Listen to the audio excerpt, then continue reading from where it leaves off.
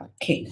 So di sini cikgu pergi kepada latihan 4.3 soalan kebat. Kalau kamu tengok cikgu sebenarnya lompat satu latihan. Yang latihan yang satu lagi itulah kerja rumah awak, buat sajalah. Sebab itu cikgu cover bersama indeks, cert dan logam 5 semua dalam satu latihan. Supaya tengok awak boleh bezakan antara mereka ataupun tidak. So cikgu lebih minat kepada soalan kebat. So kita tengok kegunaan dia. So sebenarnya satu kegunaan indeks yang awak boleh nampak ialah berkaitan dengan populasi dunia. Populasi sesuatu benda selalu dikaitkan dengan indeks sebenarnya. Okey, hanya di sini cikgu tidak mampu terangkan kenapa formula dia macam ini. Cikgu sebenarnya pun tak tahu. Cikgu pun tak tahu sebab di sini kenapa dapat 6.8, kenapa dapat 1.012, dia melibatkan banyak faktor-faktor lain. Banyak faktor lain. Macam dalam setahun 2 tahun ini sebab kita menghadapi wabak COVID-19, mungkin populasi dunia ini punya formula terpaksa adjust sikit. Sebab ada faktor luar yang banyak mempengaruhi. Banyak mempengaruhi di mana kita nampak ramai orang meninggal kan. So dia akan ganggu ke apa rumus ini. Itu orang saintis punya kerja lah. Cikgu punya kerja ialah bila orang sudah bagi formula, cikgu kira je. Okey, cikgu kira saja. So di sini soalan dia, populasi dunia lazimnya dimodelkan dengan satu fungsi eksponen. So andaikan inilah dia. Dan awak kena hati-hati di sini P ini dia kata P ini ialah P billion orang. So di sini ada satu unit dia bukan unit ini. So nanti bila awak tulis jawapan awak kena tulis perkataan ini, billion orang. Kalau tidak awak tulis 2 dengan awak tulis 2 bilion jauh beza kan tu. Jauh beza kalau orang tak tulis tak apa sebab itu unit. Tapi yang ini awak kena masukkan. So dia bagi satu persamaan macam ini. Lepas tu dia kata T ialah bilangan tahun selepas tahun 2000. So mungkin ini satu model yang dihasilkan pada tahun 2000 dan dia buat ramalan daripada faktor-faktor yang dia dapat itu. Kemudian dia dapat satu formula lah Tapi formula ni tak tahu macam mana, cikgu tak tahulah sebab ini memang perlu banyak faktor-faktor ahli-ahli saintis buat kerja dia. Tapi hasil sudah keluar. So sekarang inilah populasi dia. Sekarang soalan tanya, berdasarkan formula ini, katakan inilah satu model yang betul, dia suruh kamu anggarkan. So kalau kamu tengok, soalan ini dia akan tanya awak anggarkan. Macam cikgu cakap tadi, kita hanya boleh kata anggaran sahaja sebab kita faham populasi dunia akan berubah. Macam cikgu kata ada COVID-19, formula ini mesti akan kacau sikit. Kalau kita kira katakan boleh keluar 2 juta, sekarang mungkin tak 2 juta lah. Sebab kena tolak ramai-ramai yang meninggal sebab COVID-19 tu. Sama jugalah kalau kita tengok setiap tahun kerajaan kita bagi ramalan, kita punya ekonomi macam mana. Tapi sampai akhirnya tak semestinya mesti ikut. Kenapa? Macam sekarang tak terfikir ada COVID-19 dan mengambil masa begitu lama. So ekonomi kita ditarik, tak bolehlah capai apa yang diharapkan. Faktor-faktor lah. Tapi sekarang kita dalam subjek matematik saja. So cikgu tidak akan tanya awak apa faktornya menyebabkan benda ini tak jadi. Kalau subjek sains, cikgu akan tanya soalan ini. So di sini kalau kamu tengok sebenarnya ini soalan tak ada apa. Cikgu bagi satu persamaan indeks dan cikgu tanya sesuatu tentang persamaan indeks. Hanya cikgu bercerita. Itu saja bezanya. So kalau kamu tengok soalan ini, cikgu tanya, cikgu padang warna dia. Cikgu tanya populasi dunia. So dalam rumus ini, cari seorang teman saya. Pakis ke? Pakis? Ya. Dalam rumus ini, mana satu huruf mewakili populasi dunia?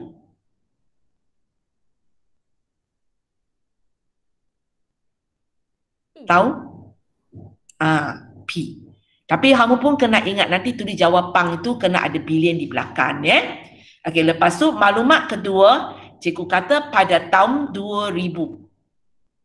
Pada tahun 2000. Kalau kamu tengok T ini ialah bilangan tahun selepas tahun 2000. So cikgu nak tanya, pada tahun 2000 itu ialah berapa tahun selepas tahun 2000? Masa cikgu? Okey, soalan tanya populasi dunia pada tahun 2000. Tapi dalam persamaan ini dia kata T itu ialah bilangan tahun selepas tahun 2000. So soalan saya, tahun 2000 ialah berapa tahun selepas tahun 2000? Mungkin susah sikit. Okey, cikgu tanya awak. Tahun 2005 itu ialah berapa tahun selepas tahun 2000? 5 tahun. 5 tahun. Kalau 2004? 4 tahun. 2003? 3 tahun. 2002? 2 tahun. 2001? 1 tahun. 2000? Tak ada. Ada, 0 tahun. 0 tahun. Okay. Dalam matematik cakap kosong dengan cakap tak ada lain dah. Okey. Okey. Boleh So di sini ayat ini pada tahun 2000 secara tidak langsung dia sebenarnya beritahu kamu T ialah kosong. Tapi dia bagi secara indirectly. Lepas tu yang diminta oleh dia ialah P. So sekarang bagi masukkan ke dalam persamaan. So apa yang awak akan tulis? P tahu tak? P tahu tak? Tak. Tak tahu, kita tulis baliklah. Itulah benda yang kita nak carikan. 6.8 1.012 T kamu? Kosong. So kalau awak selesaikan boleh? Tak payah selesai, cikgu tanya boleh tak boleh aja. Boleh selesaikan? Boleh. Kira je kan? Pindah pun tak payah pindah. So awak cari jawapan dia. Jangan lupa jawapan awak mesti tulis bilion Sebab tak tulis bilion jauh beza. Saya ada RM2. Saya ada 2 bilion ringgit. Sama tak? Siapa kalau kata sama, tolong bagi saya tolong jumpa saya nak bagi awak RM2. Awak bagi saya 2 bilion ringgit. Sebab awak kata sama, kita tukar duit sikit cakap itu tahu beza dia. Okey, kita tengok B. Okey, kita tengok B, cikgu tukar orang. Okey. Siapa ini? Atika Samsudin? Ya. Okey. So, cikgu nak awak tengok soalan B ini. So, apa yang ditanya oleh soalan populasi dunia? Kalau cikgu wakilkan dengan simbol, apakah simbol itu? P. Okey. Lepas tu cikgu kata pada tahun 2020. Apa yang awak tahu kalau cikgu cakap pada tahun 2020? Kalau tadi pada tahun 2000 ialah T kosong. Kalau pada tahun 2020? T sama dengan 20. T sama dengan 20. Okey. So bila awak sudah tahu ini, cerita lebih kurang macam A kan? Boleh selesaikan. Nanti ke dalam persamaan. T sama dengan 6.8 dalam kurungan 1.012 kuasa 20. Ini tekan kalkulator, tak payah buat apa-apa Dan jangan lupa jawapan mesti tulis bilion. Mesti tulis. Tak tulis dikira salah Okey, kita pergi kepada soalan C. Soalan C. Okey, tukar orang lagi. Okey, Farisa punya mic yang. Okey. Soalan ini. Okey, kalau kamu tengok cikgu tanya pada tahun berapa? Pada tahun berapa? Pada tahun berapa? Sorry kenapa Kejap. Okey, bila cikgu tanya pada tahun keberapa, itu ada kaitan dengan P ke ada kaitan dengan T? T. Okey, cikgu tengah tanya apakah nilai tapi bukan T direct macam tadi Kalau T20 maksudnya tahun 2020. So nanti awak jawab soalan T ni, katakan awak puak atau T awak ialah 14, maka jawapan awak ialah apa? Awak akan kata pada tahun Ya. Jawapan 14 bukan jawapan dia lah. Cikgu katakan. Katakan nanti awak puak, awak dapat nilai T. T itu ialah 14. Tak boleh bagi saya jawapan T sama dengan 14 tak? Sebab soalan saya tanya pada tahun berapa. So awak akan kata pada tahun 2024. Kalau T sama dengan 20 baru 2020. Takkan T sama dengan 14 2024.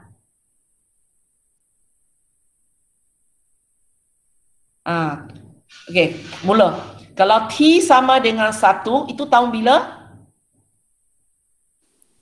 2021. 2001.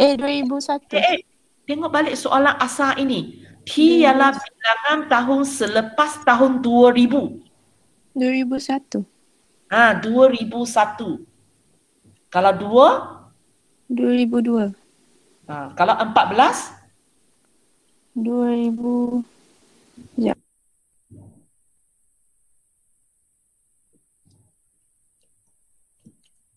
Tak nampak pattern dia.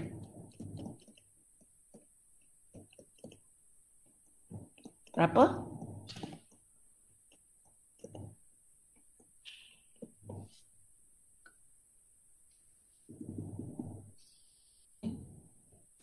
Saya dapat 2024. Okey, awak tengok cikgu tulis. T1 ialah 2001, 2 2002, 3 2003, 4 2004, 5 2005. Cikgu saya tulis sampai 9 lah. 9 2009. Kalau 10? Kalau 10? 2010. Kalau 11? 2014. Okey, so ini 2014 lah ya. Okey, tapi itu bukan jawapan dia. Maksud saya kalau awak dapat T ialah 14, maka awak akan jawab pada tahun 2014. Boleh ya? Okey, tapi itu bukan jawapan dia. Cikgu tak tahu jawapan dia berapa bukan tak tahulah. Tak nak bagi tahu sebab awak kena cari sendiri. Okey? So nanti bila awak buat soalan ini, awak nak cari itu tahun T itu berapa. Daripada T itu berapa baru awak tulis dia itu tahun berapa. Okey. Kita tengok apa maklumat yang diberi. Populasi dunia pertama kali melebihi 2 kali ganda populasi dunia pada tahun 2000. Okey. So cikgu sekat potong-potong ayat ini Cuba tengok ini saja. Okey? Cuba tengok ini sahaja.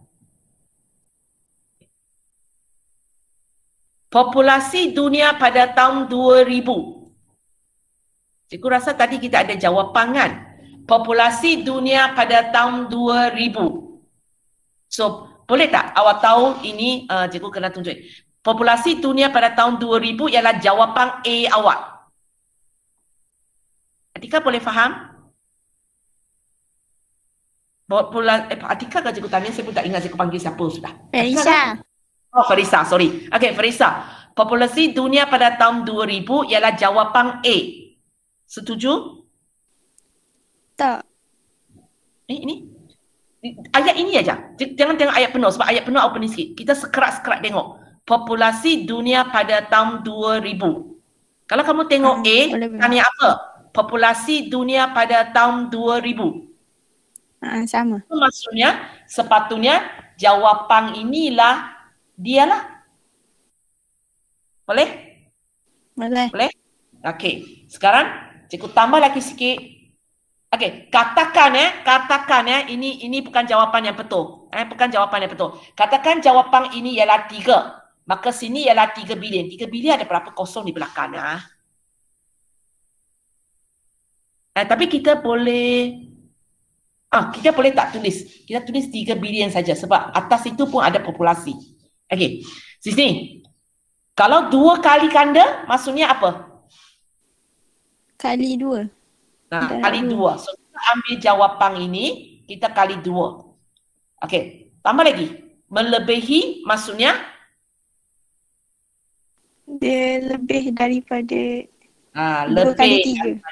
2 kali 3. Kalau jawapan ialah 3 lah. Okey, tambah lagi. Populasi dunia. Populasi dunia. Simbol dia ialah apa? P. P. Simbol dia ialah P. So untuk soalan ini, apa yang awak akan buat ialah P P awak lebih besar daripada 2 darab jawapan A awak. Lepas tu awak masukkan formula P awak. Sorry, besar sangat cikgu tak nampak apa formula P kita. Okey, awak masukkan formula P awak, maksudnya awak masukkan 6.8 1.012 P lebih besar 2, jawapan A ya, cikgu tak tahu apa. Lepas tu awak selesaikan ini. Awak selesaikan ini. Okey. Dan di sini kalau awak selesaikan, awak akan dapat jawapan macam ini. Sebab simbol ini lebih besar. So kalau awak selesaikan, katakan katakan. Semua katakan. Awak selesaikan, awak dapat T lebih besar sama daripada 13.4. Maka apakah jawapan T? Sebab dia kata pertama kali. Okey. So T lebih besar daripada 13.4, maksudnya T awak ialah apa? Farisa? Nombor yang lebih besar daripada 13.4. 14. 14, 15, 16 dan seterusnya kan? Dan dia kata pertama kali. So kita akan ambil jawapan 14. 14. Itu cerita dia macam ini. Tapi ini bukan jawapan yang betul. Cikgu katalah. Bila awak dapat persamaan ini, awak selesaikan. Katakan awak dapat jawapan ini, awak kena fikirkanlah apakah T yang mungkin. Okay, contohnya kalau awak dapat 13.4, maka awak kata T awak ialah 14, 15, 16 dan seterusnya. Tapi bila sampai jawapan, cikgu tak ambil semua jawapan. Sebab soalan ini bunyi pertama kali. So pertama kali ialah 14. So cikgu pun pilih jawapan T sama dengan 14. Lepas tu cikgu jawab pula, itu ialah pada tahun ke berapa. Tak apa, cikgu biarkan ini nanti cikgu hantar PDF, ada masa awak hadam sampai betul-betul faham. Boleh? Tapi cikgu cakap dulu nombor ini semua nombor salah. Nombor ini tak betul punya, nombor ini tak betul punya. Cikgu bagi contoh aja sebab nombor ini salah. Cikgu tak tahu apa nombor dia, awak kena kira dulu. So di sini awak akan nampak kenapa kita belajar indeks. Salah satu kegunaan dia ialah dalam soalan ada kaitan dengan populasi dunia. Yang kedua, ini soalan matematik yang biasa. Soalan matematik yang biasa. Cikgu besarkan sikit, sorry. Kita tengok soalan ini ya. Ada dalam buku kamu, modul kamu. Raja menunjukkan sebuah segitiga PQR. Segitiga besar ini. Titik S terletak pada garis PR dengan keadaan PS 3, SR 8. Lepas tu dia bagi QS. Dia bagi QS ialah 4. Soalan tanya perimeter. Soalan tanya perimeter segitiga PQR. So perimeter maksudnya cikgu kena tambah panjang sisi mana kalau cikgu tanya perimeter.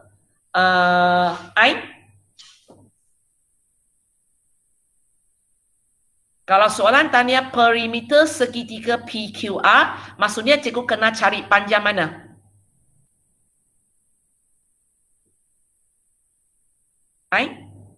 Hilang.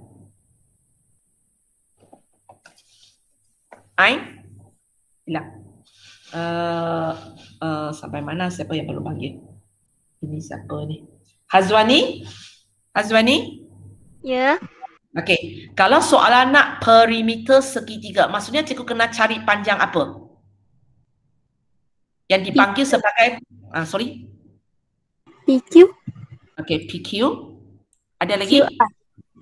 QR. SR. SR. PS.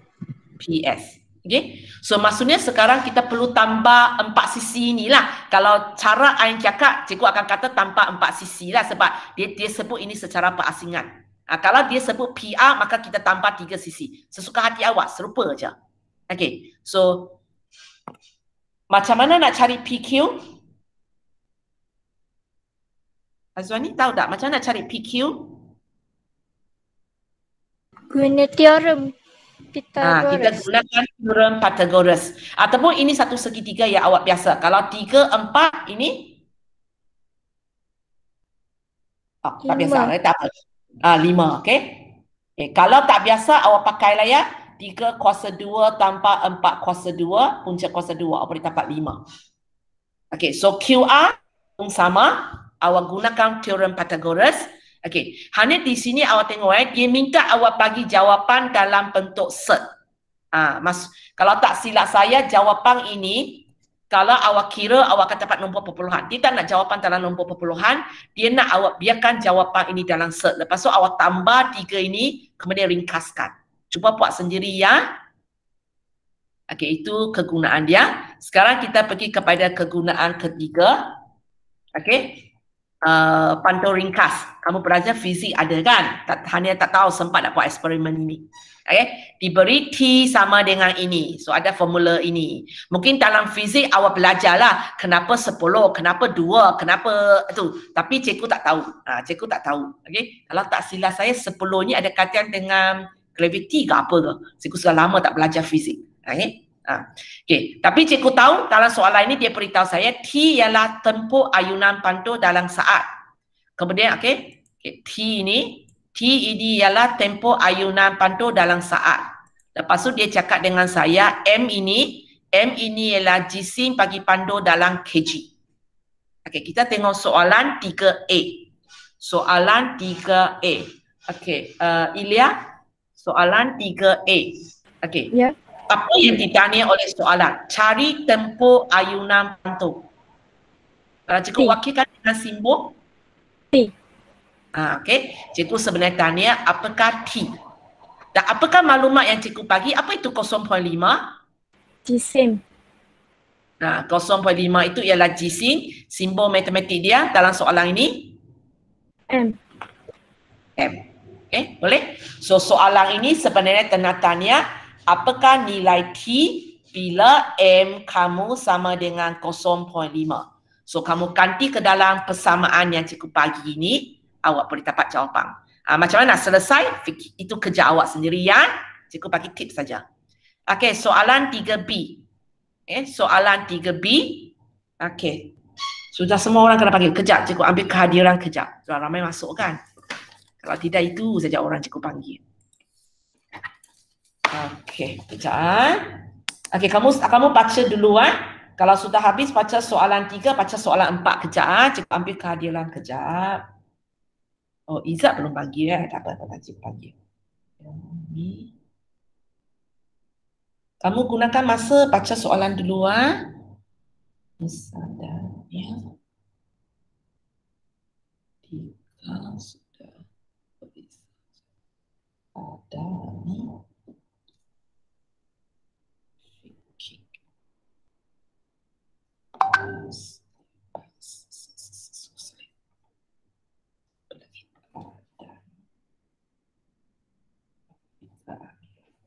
Okey, kita sambung balik. Bolehlah cikgu panggil kawan baru. Okey, ada ni. Kita tengok soalan 3B ini. Apa yang diminta oleh soalan? Cari jisim pandu. Kalau cikgu wakil dalam simbol matematik? M. M, ya Cikgu sebenarnya tengah tanya apakah M? Dan apa itu 1.14? T. Okey. 1.14 itu ialah T. So dengan kata lain, soalan ini cikgu bagi maklumat T ialah cikgu bagi maklumat T ialah 1.14. Apakah nilai M? Dan awak berhati-hati dengan ini ya. Berikan jawapan anda betul kepada 2 tempat perpuluhan. So, sangat pasti nanti nilai M ini dia akan keluar satu nombor perpuluhan yang panjang. Dan untuk soalan ini tak boleh sesuka hati awak. Awak mesti bagi saya betul kepada 2 tempat perpuluhan. Sebab ini arahan khas yang ada dalam soalan ini. Kalau dia tak ada arahan ini, maka kita pegang itulah. Bagi 2 ataupun lebih. Kalau nombor kecil, 4 angka per erti. Tapi sebab soalan ini dia ada arahan khas. Dia kata mesti 2 tempat perpuluhan, maka awak ikut. Boleh Soalan 3. Kamu tak payah sibuk salin, nanti cikgu bagi PDF. Soalan 4. Gempa bumi. Okey, kejap. Okey, soalan gempa bumi, kejap. Sudah lari. Okey, kejap.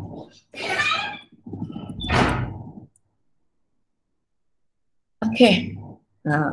Kita selalu benar kan dalam berita kita dengar gempa bumi telah berlaku di mana, gempa bumi berlaku di mana. Dan selalu awak nampak dia sebut satu angka kan. Gempa bumi 7, gempa bumi 5, gempa bumi 4.3. Itu yang kita panggil sebagai skala Richter. Mungkin kita tak berapa rasa lah apa itu.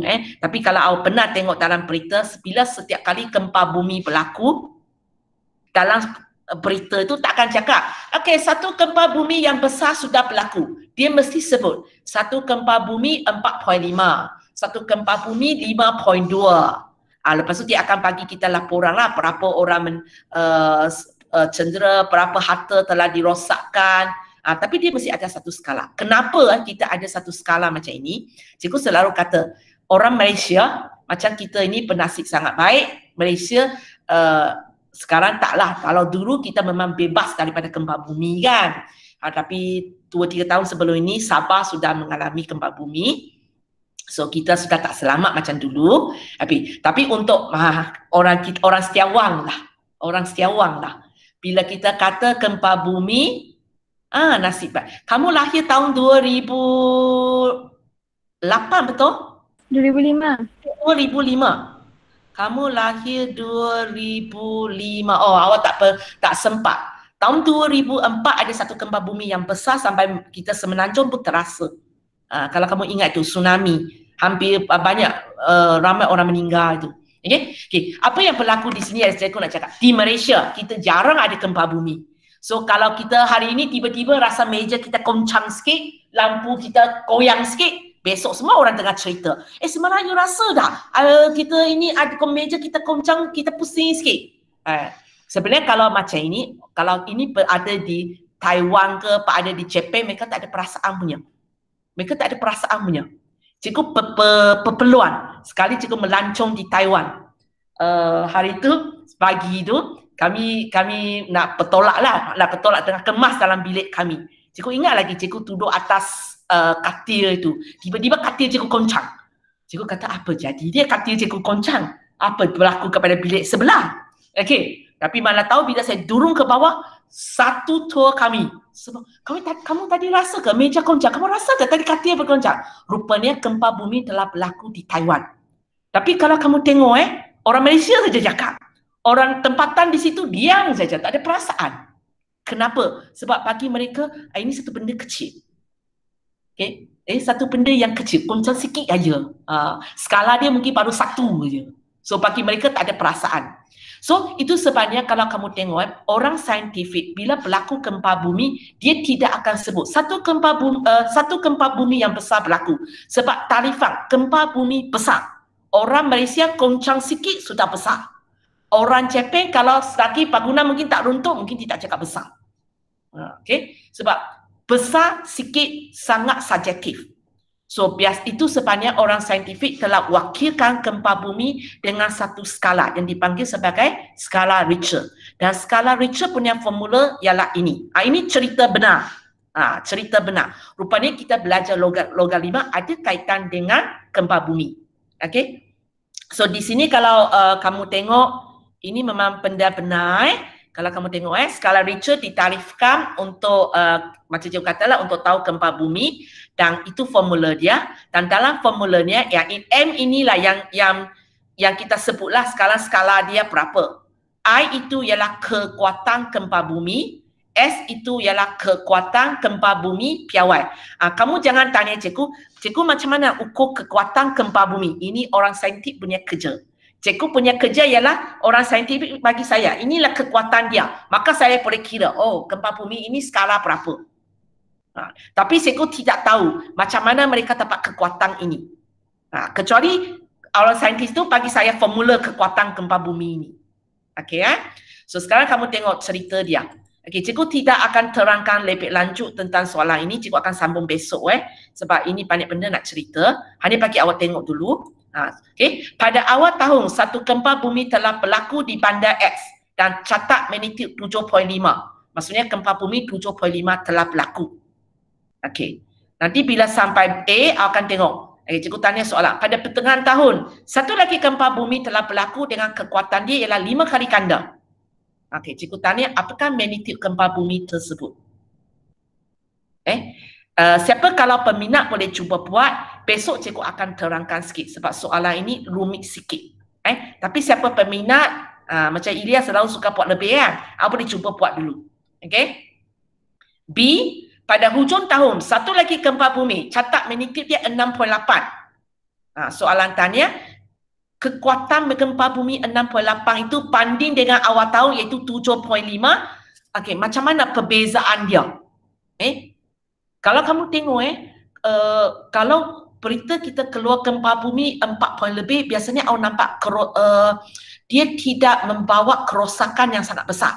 Tapi bila pergi kepada 6 poin lebih, 7 poin lebih, macam bagi kita macam akhirat dah sampai lah. Okay? So dia walaupun nilai itu ubah sikit tapi kekuatan dia jauh beza. So nanti besok kita akan tengok. Tengok ini ya. 6.8 ubah ke 7.5 dengan 6.8. Beza tak sampai 1 kan? Tapi kita tengok kekuatan dia nanti. Berapa beza kekuatan dia? Ini cikgu bagi awak tengok dulu. Siapa peminat boleh cuba jawab dulu. Maka besok lebih senang cikgu nak terangkan. Tapi siapa cikgu tak tahu cikgu cakap apa. Itu tak apa. Besok cikgu terangkan. Okey, satu lagi contoh cikgu akan bagi untuk besok ialah pH. Awak belajar ada kan merah biru walaupun cikgu tak ingat mana satu merah mana satu biru sudah. Okey, ada pH kan, ada kertas apa kertas itu yang litmus, nama pun tak ingat. Okay, di sini kamu kalau tengok bukan sejarah, formula di belakang dia, nilai pH ini sebenarnya ada juga kaitan dengan logaritma. Besok kita akan tengok soalan ini. Okey, boleh ya? Kejap. Aku tutup record dulu. Stop record dulu.